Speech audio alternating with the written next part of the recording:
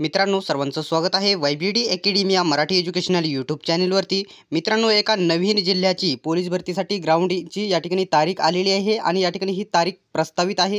हे सर्वांनी लक्षात ठेवायचं आहे, कारण या ठिकाणी ज्या तारखांना या ठिकाणी 10 तारीख 6 तारीख त्यांनी दिलेले आहे ते या ठिकाणी घेणे सध्या शक्य होणार नाही डिपार्टमेंटला। त्यासाठी या ठिकाणी सविस्तर या ठिकाणी माहिती बघू शकता। हे आहे या ठिकाणी संदेश देणारा पोलीस अधीक्षक धुळे पोलीसचं हे या ठिकाणी परिपत्रक आहे। तुम्ही स्क्रीनवरती बघू शकता काय त्यांनी दिलेले आहे। या ठिकाणी तुम्हाला हे पुसेटचे दिसेल, कारण हे परिपत्रक नीट नाही। तर या ठिकाणी बघू शकता सर्व पोलीस ठाणे शाखा प्रभारी अधिकारी यांना कळवण्यात येते की बघू शकता येते की धुळे जिल्हा पोलीस पदाचे, ठीक आहे, एक मिनिट,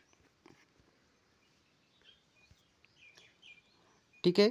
तर या ठिकाणी बघू शकता जिल्हा पोलीस दलाची सन बघू शकता 2022-23 ची पोलीस भरती प्रक्रिया दिनांक बघू शकता 10/6/2024 पासून सुरू करणे प्रस्तावित आहे। या ठिकाणी प्रस्तावित हा शब्द वापरल्यामुळे या ठिकाणी होणे शक्यता आहे। हे या ठिकाणी फक्त प्रस्तावित आहे, फिक्स नाही, कारण होऊच शकत नाही। आज या ठिकाणी 4 तारीख आहे आणि 10 तारखेला अजून हॉल तिकीट नाही, काहीच नाही, होऊ शकत नाही।